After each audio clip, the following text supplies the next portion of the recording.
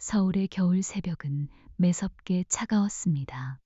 아직 해가 떠오르지 않은 시간, 남대문 시장 골목에는 어둠이 가득했고 겨우 몇몇 상인들만 분주히 하루 장사를 준비하고 있었습니다. 그 속에서 낡은 점퍼 차림의 한 소년이 동생을 업고 비틀거리며 걸어가고 있었습니다.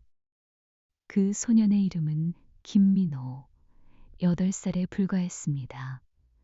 그의 등에 업힌 아기는 이제 갓 6달 된 여동생 유진이었습니다. 유진은 밤새 젖 한 모금 제대로 못 먹어 배가 고픈 탓에 칭얼대며 울음을 토해냈습니다. 민호는 등에 전해지는 동생의 울음과 떨림을 느낄 때마다 가슴이 미어졌습니다. 유진아, 조금만 참아. 오빠가 어떻게든 해줄게. 민호는 속으로 중얼거리듯 다짐했습니다. 그러나 그의 얼굴에는 깊은 그늘이 드리워져 있었습니다. 집에는 이미 먹을 것이 하나도 남지 않았습니다. 어머니 박은희 씨는 병석에 누운 채 기침을 멈추지 못하고 있었습니다. 몸이 너무 약해 장시간 일할 수도 없고 병원에 갈 여력조차 없었습니다. 남편이자 아이들의 아버지인 김철수는 이미 오래전에 가족을 버리고 떠났습니다. 그가 어디서 무엇을 하는지조차 알 수 없었지요. 결국 아직 초등학교도 다니지 않은 민호가 동생을 살리기 위해 거리로 나설 수밖에 없었습니다. 그는 작은 손을 꼭 쥐고 시장 골목의 가게 문 앞을 기웃거렸습니다. 아주머니, 혹시 남은 빵 조금만 주실 수 있을까요? 제 동생이 너무 배가 고파서요. 민호가 간신히 용기를 내어 한 빵집 앞에서 물었습니다. 그러나 빵집 아주머니는 안쓰러운 표정으로 고개를 저었습니다. 미안하다. 애야, 지금은 줄 게 없구나. 가서 엄마랑 같이 오렴. 민호는 고개를 숙이고 다시 골목길을 걸었습니다. 동생의 울음은 점점 커졌고 등에 실린 작은 몸은 점점 더 축 늘어졌습니다. 아이를 달래려고 등을 토닥였지만 어린 오빠의 손길만으로는 울음을 멈출 수 없었습니다. 다음으로 찾아간 곳은 말린 생선을 파는 가게였습니다. 아저씨, 혹시 생선 조금만 주시면 안 될까요? 저희 엄마랑 동생이 너무 배가 고파서요. 아이는 애써 목소리를 내었지만 상인은 무심하게 대답했습니다. 얘야, 장난하니? 장사 망치지 말고 어서 가거라. 찬바람이 불어와 민호의 볼을 스쳤습니다. 그 순간 8살 소년의 눈가에 눈물이 맺혔습니다. 하지만 그는 울지 않았습니다. 대신 더 꽉 입술을 깨물었습니다. 울어봤자 동생에게 줄 우유 한 방울 생기지 않는다는 걸 너무나 잘 알고 있었기 때문입니다. 시장 골목을 벗어나 큰 길로 나왔을 때 민호의 눈에 번쩍 빛나는 검은색 벤츠 한 대가 들어왔습니다. 차체는 반짝였고 안에서는 값비싼 시계와 양복 차림의 사내가 내려다보고 있었습니다.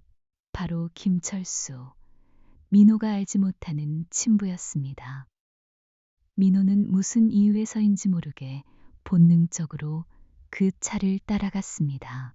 차 문이 열리고 철수가 내리는 순간 민호는 용기를 내어 달려갔습니다. 아저씨, 제 동생 좀 살려주세요. 우유가 없어요. 그러나 철수의 얼굴에는 냉정함만이 스쳐갔습니다. 그는 잠시 민호와 아기의 몰골을 바라보다가 바지 주머니에서 지갑을 꺼냈습니다.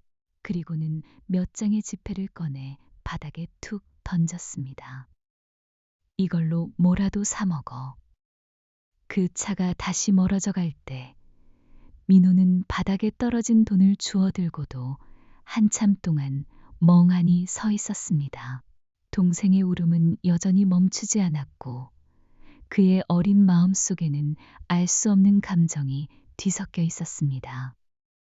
그것이 단순한 동정인지 아니면 오래전 잃어버린 인연의 시작인지 그때 민호는 알 수 없었습니다. 하지만 분명한 건 그 새벽 차가운 시장 골목에서 민호의 운명이 조용히 뒤바뀌고 있었다는 사실이었습니다. 민호는 손에 쥔 돈을 바라보며 잠시 얼어붙은 듯 서 있었습니다. 차가운 바람에 종이가 펄렁였고 등에 업힌 유지는 여전히 울음 섞인 신음을 흘렸습니다. 돈은 분명 도움이 되는 것이었지만 그 순간 민호의 마음은 이상하게 허전했습니다. 저 사람은 왜 저렇게 냉정할까? 정말 우리 사정을 알기나 하는 걸까? 민호는 어린 나이에도 직감적으로 느꼈습니다. 방금 마주친 그 사내의 눈빛에는 잠시 흔들림이 있었지만 곧 차가운 가면처럼 굳어버렸다는 것을. 벤츠에 올라탄 김철수는 차창 밖으로 아이들을 잠시 바라보다가 시선을 돌렸습니다. 그의 곁에는 충직한 비서 박상호가 앉아 있었습니다. 상호는 조심스레 물었습니다. 회장님, 방금 그 아이들 그냥 두셔도 되겠습니까? 철수는 짧게 대답했습니다. 세상은 원래 냉정한 거다. 돈이면 충분해. 그러나 철수의 마음은 결코 편하지 않았습니다. 차가 시장 골목을 빠져나올수록 아이의 눈빛이 떠올라 뇌리를 흔들었습니다. 분명히 처음 보는 얼굴인데도 왠지 모르게 낯설지 않은 느낌. 그 순간 오래전 기억이 불현듯 고개를 들었습니다. 9해 전, 그는 28살의 가난한 청년이었습니다. 공장에서 일하며 생계를 이어가던 시절, 곁에는 따뜻한 연인 박은희가 있었습니다. 그리고 어린 아들 민호가 갓 태어나 막 옹알이를 시작할 때였습니다. 그러나 철수는 현실을 견디지 못했습니다. 가난은 끝이 없었고 욕심은 점점 커져만 갔습니다. 내 인생 이렇게 끝낼 순 없어. 더 큰 세상으로 나가야 해. 그는 결국 은희와 아들을 뒤로 한 채 홀로 해외로 떠났습니다. 몇 년 만에 사업에서 큰 성공을 거두고 지금은 거대한 회사를 이끄는 재벌 회장이 되었지요. 화려한 삶, 벤츠와 고급 아파트, 그리고 새아내 이서영까지 겉으로 보기엔 부러울 것 없는 인생이었습니다. 하지만 그 화려함의 이면에는 늘 지워지지 않는 그림자가 드리워져 있었습니다. 버리고 떠나온 가족, 특히 갓난아기의 얼굴은 종종 꿈에 나타나 그를 괴롭혔습니다. 그는 그 기억을 억누르며 살았지만 오늘 아침 시장 골목에서 만난 아이를 본 순간 묻어두었던 죄책감이 다시 깨어난 것입니다. 철수는 괜히 짜증을 내듯 고개를 흔들었습니다. 그만 생각해. 다 끝난 일이야. 나는 이제 다른 삶을 살고 있잖아. 하지만 마음은 이미 흔들리고 있었습니다. 한편 시장 한쪽에서 민호는 바닥에 떨어진 돈을 꼭 쥔 채 천천히 걸음을 옮겼습니다. 어린아이지만 돈의 무게가 단순히 지폐 몇 장이 아니라는 걸 어렴풋이 느꼈습니다. 그것은 굶주린 동생을 살릴 희망일 수도 있었지만 동시에 알 수 없는 두려움도 불러 일으켰습니다. 민호는 분유를 사기 위해 가까운 약국으로 달려갔습니다. 손에 쥔 돈으로 작은 분유캔을 샀을 때 유진은 마침내 울음을 멈추고 젖병을 받아 물었습니다. 그 순간 민호는 안도의 눈물을 글썽였습니다. 다행이다. 유진아, 조금만 더 버티자. 그러나 어린 오빠의 마음 한편에는 설명할 수 없는 감정이 남아 있었습니다. 낯선 남자의 차가운 눈빛, 그리고 그가 던져준 돈. 그날 밤, 김철수 역시 고급 아파트 침대에 누워 눈을 감았지만 쉽게 잠들지 못했습니다. 떠나온 고향집, 병든 은희의 얼굴, 그리고 8살쯤 되었을 아들의 모습이 파도처럼 밀려왔습니다. 오늘 본 그 아이, 혹시 정말. 그의 심장은 두려움과 혼란으로 요동쳤습니다. 이미 잊었다고 생각한 과거가 다시 그의 삶을 흔들기 시작한 것입니다. 김철수는 고급 아파트의 커다란 창문 앞에 서 있었습니다. 유리창 너머로 서울의 야경이 반짝였지만 그의 눈에는 그 어떤 화려함도 들어오지 않았습니다. 오늘 아침 시장에서 마주쳤던 소년의 얼굴이 자꾸 떠올랐기 때문입니다. 도대체 왜 이렇게 낯설지가 않은 거지? 그는 양복 상의를 벗어던지고 소파에 앉았습니다. 비서 박상호가 조심스레 다가와 물었습니다. 회장님, 내일 이사회 안건 정리해 두겠습니다. 따로 지시하실 건 없으신지요? 철수는 짧게 고개를 저었습니다. 그만 나가보게. 오늘은 피곤하네. 상호가 문을 닫고 나가자 철수는 깊은 한숨을 내쉬었습니다. 그리고 오래도록 꾹 눌러왔던 기억이 문득 스쳐갔습니다. 9해 전, 그는 28살의 평범한 청년이었습니다. 하루 종일 공장에서 기계 소리를 들으며 일했고, 퇴근 후엔 허기진 배를 움켜쥐며 돌아오곤 했습니다. 그의 곁에는 항상 환하게 웃는 여인, 박은희가 있었습니다. 가난했지만 두 사람은 서로를 의지하며 버텼습니다. 그리고 어느 날 작은 방 안에 울음소리가 울려 퍼졌습니다. 바로 첫 아들 민호의 탄생이었습니다. 은희는 흐르는 땀을 닦으며 아기를 품에 안았고 철수는 그 모습을 보며 눈물을 흘렸습니다. 은희야, 내가 꼭 잘 키울게. 우리 민호 절대 굶기지 않을 거야. 그때만 해도 그는 진심이었습니다. 그러나 현실은 잔혹했습니다.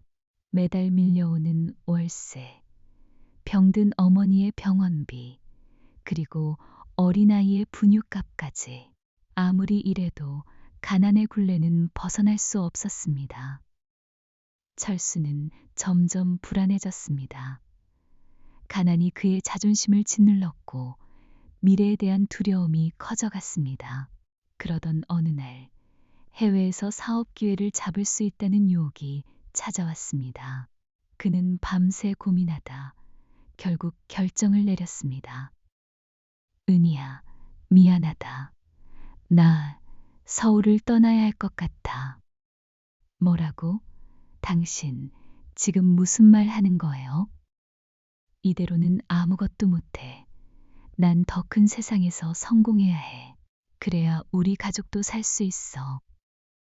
은희의 눈에는 눈물이 고였습니다. 우린 그냥 지금처럼이라도 괜찮아. 제발 우리 버리지 말아요.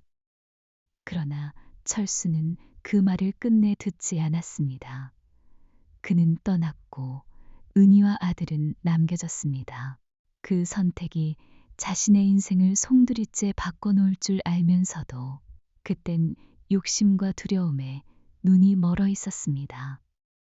현재로 돌아와 철수는 이마를 감싸주며 중얼거렸습니다.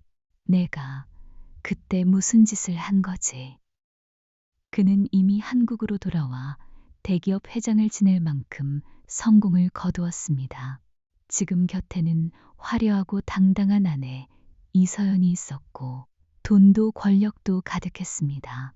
하지만 오늘 아침 시장 골목에서 본 소년의 눈빛은 그 모든 것을 흔들어 놓고 있었습니다. 혹시 그 아이가 내 아들? 그는 서류 가방을 열어 과거의 낡은 사진 한 장을 꺼냈습니다. 젊은 시절 은희와 함께 찍은 사진, 그리고 갓난아기 민호를 품에 안고 있던 장면이었습니다. 사진 속 아기의 눈망울과 오늘 본 소년의 눈빛이 겹쳐졌습니다. 철수의 손이 떨렸습니다. 가슴 깊은 곳에서 묻어두었던 죄책감이 서서히 기어나오기 시작했습니다. 민호야, 내가 정말. 그 순간 방문이 열리고 현재의 아내 이서연이 들어왔습니다. 그녀는 곧바로 사진을 본 뒤 차갑게 말했습니다. 여보, 그 사진 아직도 가지고 있었군요. 철수는 당황해 사진을 덮었지만 이미 늦었습니다. 당신, 지금 무슨 생각을 하는 거예요? 과거는 과거잖아요. 왜 이제 와서 그 애들을 떠올려요? 철수는 대답하지 못했습니다. 그러나 그의 마음은 이미 답을 알고 있었습니다. 자신이 버린 과거가 결코 사라지지 않았다는 것을, 그리고 언젠가는 반드시 마주해야 한다는 것을. 서울 외곽의 허름한 단칸방, 차가운 바람이 새어 들어오는 그곳에서 박은희는 헛기침을 연달아 하며 몸을 움츠리고 있었습니다. 창문에 붙인 비닐은 바람에 펄럭거렸고 방 안은 퀴퀴한 습기와 양 냄새가 뒤섞여 있었습니다. 은희는 한때 누구보다 밝고 따뜻한 여인이었지만 남편이 떠난 뒤 홀로 아이 둘을 감당해야 하는 세월은 그녀의 몸과 마음을 지치게 만들었습니다.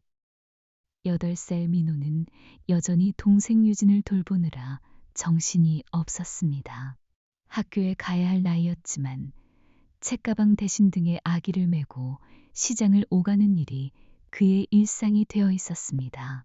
아직 어린 얼굴에는 피곤이 가득했고 마른 팔은 동생의 무게에 더 앙상해 보였습니다. 은희는 아들을 바라보며 눈물이 고였습니다. 민호야, 네가 무슨 죄가 있어서 이렇게 고생해야 하니? 그러나 민호는 애써 웃으며 대답했습니다. 엄마, 괜찮아요. 오빠가 있으니까 유진이는 아무 걱정 없어요. 그 말에 은희의 가슴은 더 아프게 저려왔습니다. 아이의 입에서 흘러나오는 괜찮다는 말은 결코 괜찮지 않다는 사실을 누구보다 잘 알고 있었기 때문입니다. 밤이 되면 상황은 더 고달팠습니다. 유진은 영양이 부족해 자주 울었고 은희는 기운이 없어 제대로 안아주지도 못했습니다. 그럴 때마다 민호가 일어나 동생을 토닥이며 젖병을 물렸습니다. 방 안에는 갓 끓인 보리차 냄새와 아기의 울음소리가 뒤섞여 울려 퍼졌습니다. 민호는 창문 틈으로 들어오는 달빛을 보며 속으로 다짐했습니다. 내가 더 강해져야 해. 엄마랑 유진이를 내가 꼭 지켜야 해. 그러나 어린아이의 어깨에 지워진 짐은 너무나 무거웠습니다. 동네 사람들은 가끔 쌀 한 줌, 반찬 몇 가지를 건네주기도 했지만 그것으로는 늘 턱없이 부족했습니다. 시장에서 얻어온 빵 부스러기, 이웃이 나눠준 김치 한 조각이 식탁을 채울 때도 있었습니다. 그럼에도 은희는 아이들 앞에서만큼은 웃으려 했습니다.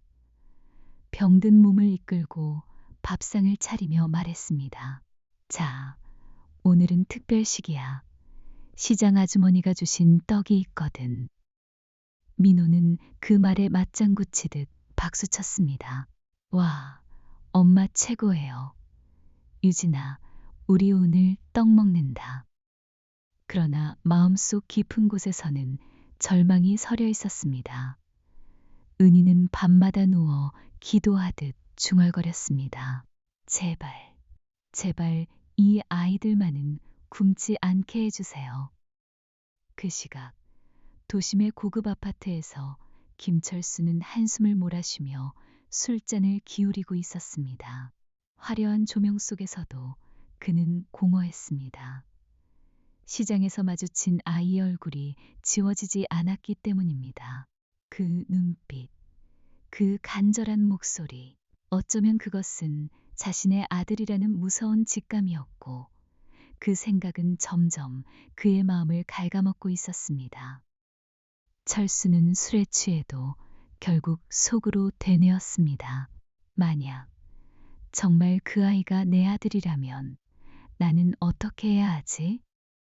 한쪽에서는 어린 아들이 어린 나이에 아버지 역할을 대신하며 버티고 있었고, 다른 한쪽에서는 성공했지만 행복하지 못한 아버지가 과거의 그림자와 싸우고 있었습니다. 서로 다른 공간에서, 그러나 같은 피를 나눈 부자는 그렇게 운명처럼 연결되어 있었습니다. 며칠 동안 김철수의 마음은 한순간도 편치 않았습니다. 고급 사무실 창밖으로 보이는 빌딩 숲, 화려한 회의실, 언론 인터뷰 속에서 웃음을 지어야 했지만 머릿속은 온통 시장 골목에서 만난 아이의 얼굴로 가득했습니다. 그 아이의 눈빛은 너무도 익숙했습니다.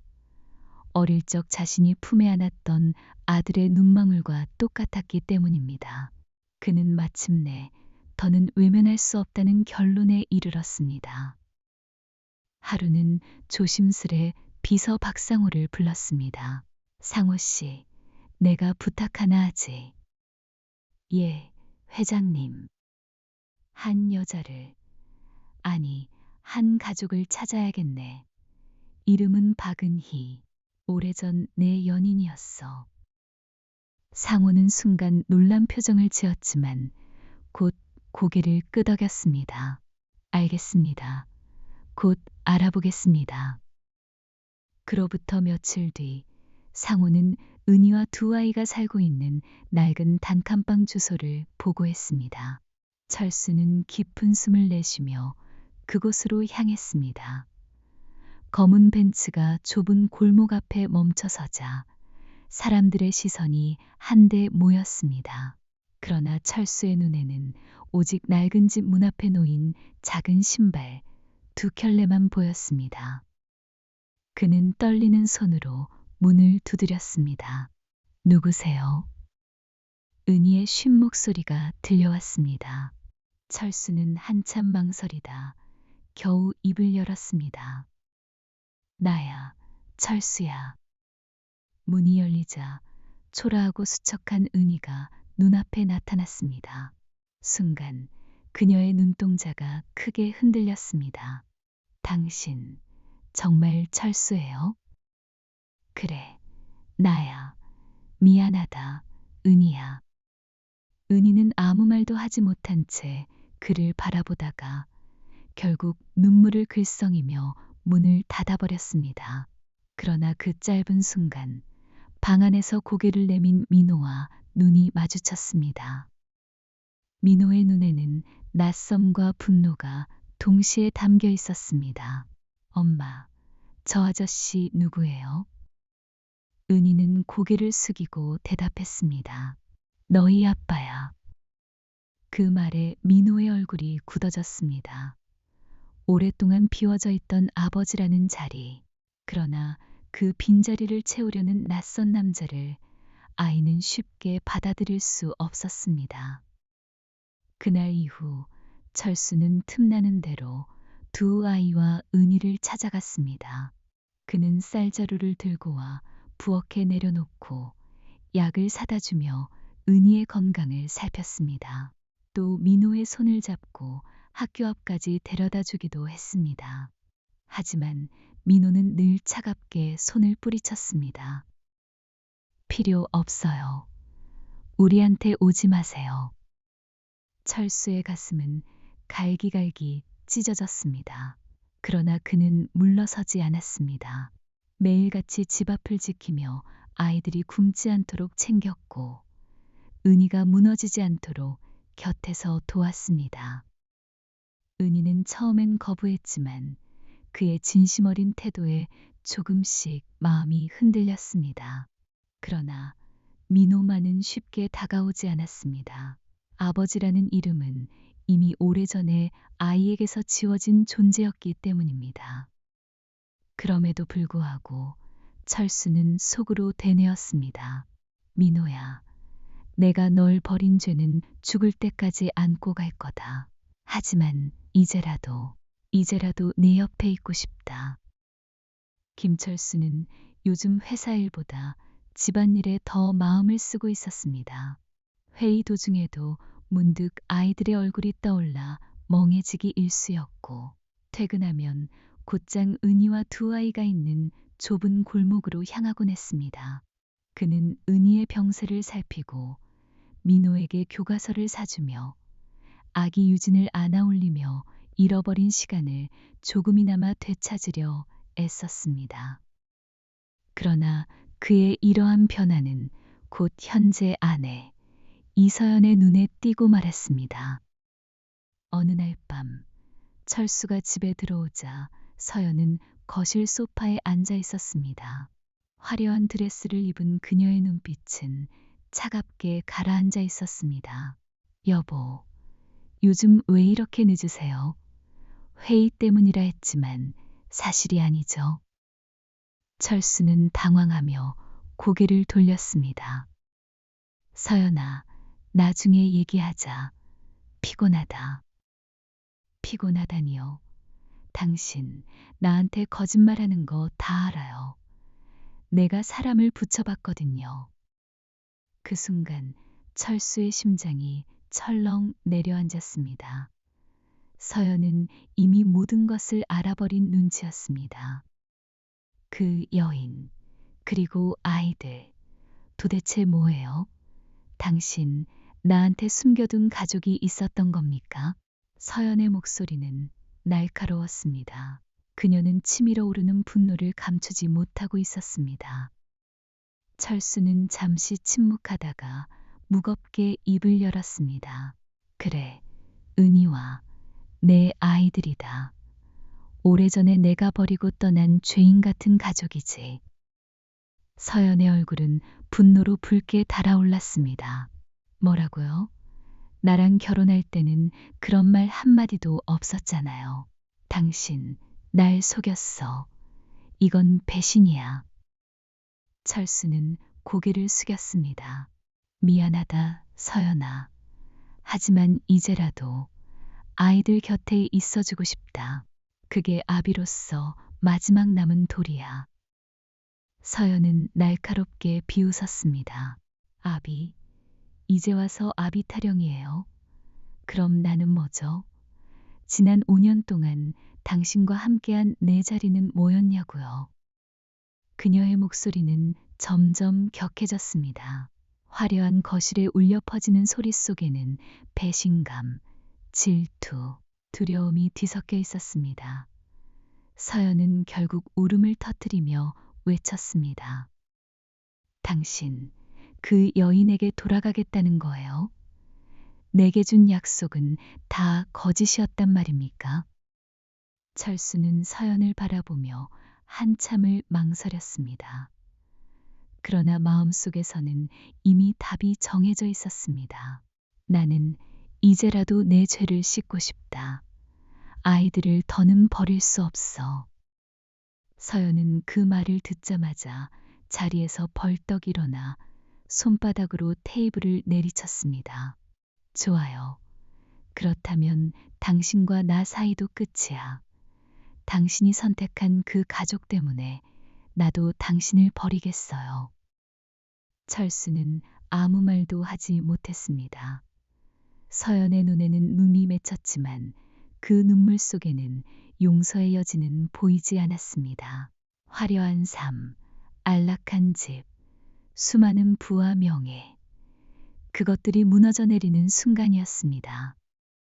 그날 밤 철수는 홀로 서재에 앉아 있었습니다. 손에는 은희와 아이들의 사진이 들려 있었고 눈앞에는 방금 전 서연의 울부짖음이 아른거렸습니다. 그는 속으로 중얼거렸습니다. 이제 선택해야 한다. 부와 권력, 그리고 현재의 삶을 지킬 것인가, 아니면 과거의 죄를 씻고 진짜 가족의 곁으로 돌아갈 것인가. 밖에서는 바람이 세차게 불어 창문을 흔들었습니다. 마치 세상이 그의 결정을 재촉하는 듯 했습니다.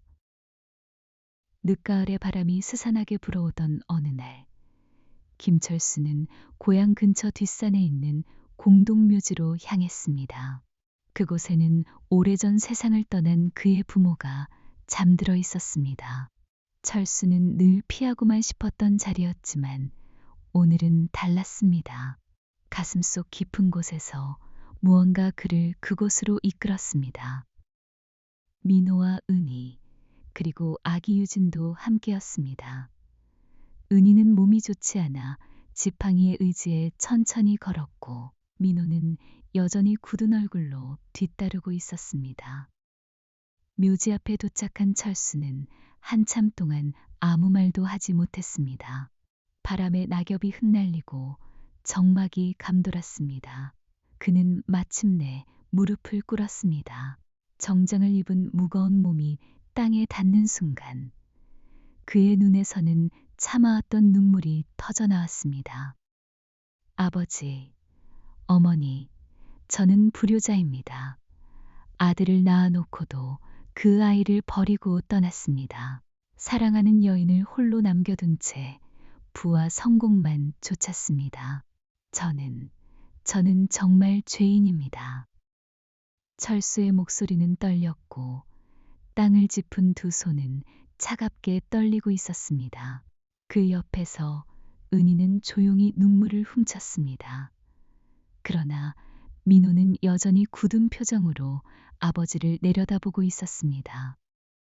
철수는 흐느끼며 민호를 향해 고개를 들었습니다. 민호야, 내가 나를 아버지라 부르지 않아도 괜찮다. 하지만 제발 한 번만 용서해다오. 나는 이제라도 너희 곁을 떠나지 않겠다. 내 목숨 다하는 날까지 너와 유진이를 지키겠다. 그의 목소리에는 진심이 담겨 있었습니다. 허공에 외치는 말이 아니라 가슴 깊은 곳에서 끌어낸 참회의 절규였습니다. 민호는 처음에는 아무 반응이 없었습니다. 그러나 철수가 두 손을 땅에 짚고 연신 머리를 조아리는 모습을 보는 순간 마음속 어딘가에서 얼음처럼 굳어있던 감정이 무너져 내리기 시작했습니다.